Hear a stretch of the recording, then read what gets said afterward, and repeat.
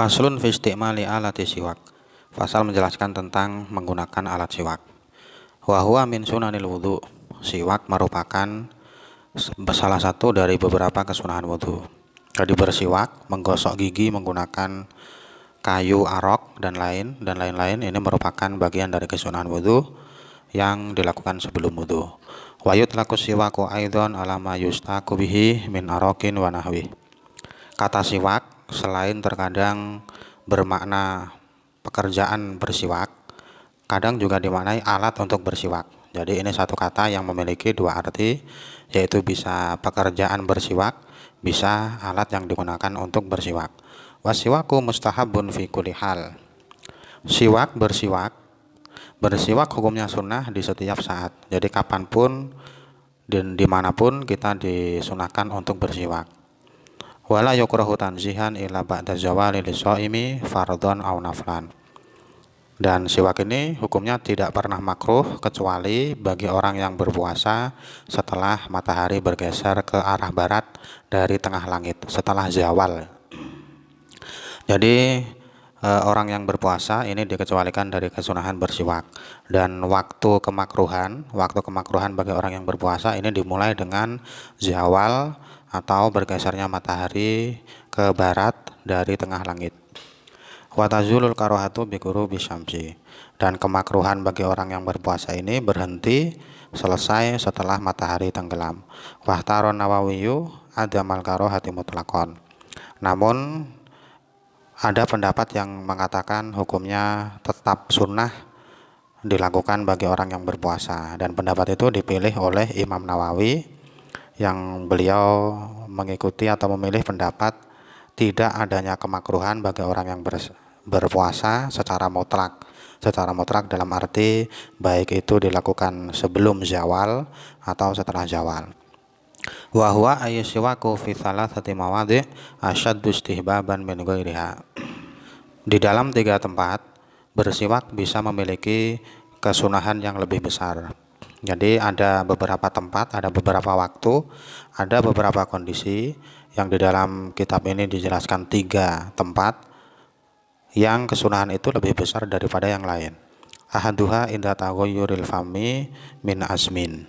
Yang pertama adalah di saat ada perubahan mulut, baik perubahan bau mulut atau warna gigi. Jadi gigi yang ada perubahan warna atau bau yang berubah, bau mulut yang berubah, ini kesunahan bersiwak, kesunahan menggosok gigi lebih besar daripada yang lain. Yang perubahan itu disebabkan oleh min azam. Di dalam kata ini disebutkan kata azam. Kila huwa sukutun tawilun wa kila huwa tarkul akli. Azam ini ulama ada perbedaan pendapat tentang pemaknaan azam. Azam yang disebabkan azam yang menyebabkan perubahan mulut. Ada yang memaknai azam dengan diam yang lama. Jadi seseorang yang tidak berbicara di dalam waktu yang lama ini bisa menyebabkan mulutnya berubah, baik baunya atau warna giginya. Ini dikatakan azam. Ada juga yang memaknai azam adalah tidak makan. Tidak makan ini juga salah satu dari makna dari azam menurut ulama yang lain.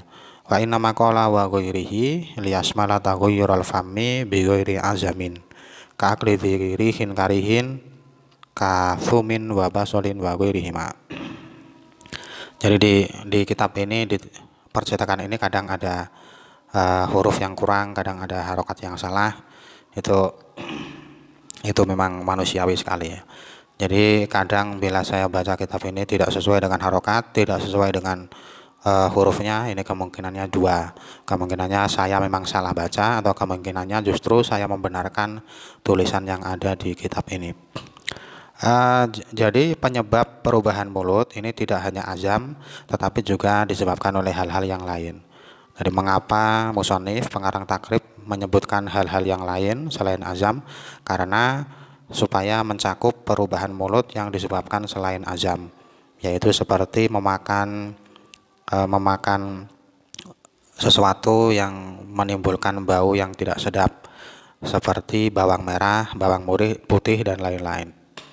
Jadi orang yang memakan bawang merah atau bawang putih dan setelah memakan itu mulutnya bau, maka dia disunahkan untuk bersiwak, dan kesunahan itu memiliki sunnah yang lebih besar dari yang lain. Wathani indal qiyami ayil istiqodhi minan naum. Yang kedua, kondisi yang kedua adalah di saat seseorang bangun tidur. Jadi di saat bangun tidur disunahkan untuk melakukan bersiwak, disunahkan untuk bersiwak. Wathalithu indal qiyami ila sholati fardhon aw naflan. Yang ketiga adalah di saat akan melakukan sholat, baik sholat fardu ataupun sholat sunnah. Jadi orang yang ingin melakukan sholat disunahkan sebelum takbiratul ihram dia bersiwak terlebih dahulu. Wa yata'akkadu aidan fi ghairi thalathatil madhkurah mimma huwa madhkurun fil mutawwalat ka qiraatil Qur'an wasfiralil asnan. Ada juga selain 3 tempat tadi, yaitu kondisi perubahan mulut, bangun tidur, dan ingin sholat. Selain 3 itu ada juga tempat-tempat atau kondisi lain yang tidak disebutkan di dalam kitab ini, tetapi disebutkan di dalam kitab yang pembahasannya lebih panjang, seperti di saat membaca Al-Quran. Jadi seseorang sebelum membaca Al-Quran juga disunahkan bersiwak, dan juga di saat ada perubahan warna gigi. Wa yusannu ayyanwiya bisiwaki sunnah. Kesunahan bersiwak, untuk mendapatkan kesunahan siwak maka seseorang disunahkan untuk niat sunnah. Jadi di saat bersiwak dia disunahkan untuk niat sunnah agar dia mendapatkan kesunahan. Wa ayastaka biyaminih. Kemudian disunahkan juga bersiwak menggunakan tangan kanan, karena memang hal-hal yang baik itu disunahkan menggunakan tangan kanan. Dikarenakan Nabi Muhammad SAW sangat suka sekali dengan menggunakan tangan kanan di saat melakukan hal-hal yang baik. Wa yabda'u bil janibil aimani min fammi. Kesunahan siwak yang selanjutnya adalah memulai bersiwak dari sisi kanan mulut. Jadi bersiwakannya dari kanan. Wa ayyumirrahu ala saqfi halqihi imroron latifan wa ala karosi adrosi. Dan juga disunahkan untuk bersiwakan untuk menyiwaki mulut bagian dalam, ya, langit-langit mulut yang di bagian dalam, mohon maaf ya, disunahkan untuk menyiwaki langit-langit mulut bagian atas, ya, bagian atas, hingga sampai ke pangkal tenggorokan, ya, hingga sampai ke pangkal tenggorokan. Jadi langit mulut bagian atas ini disiwaki dengan perlahan-lahan.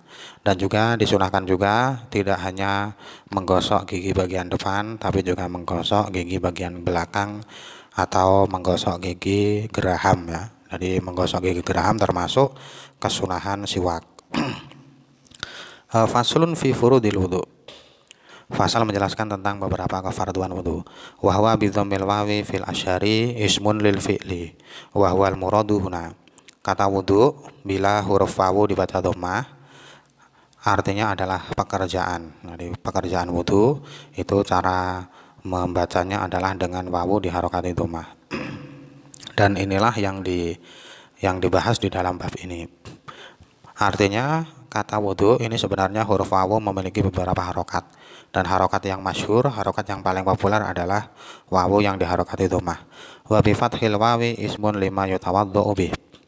Dan bila huruf wawu diharokati fathah maka artinya tidak lagi pekerjaan, melainkan artinya adalah air yang digunakan untuk wudu.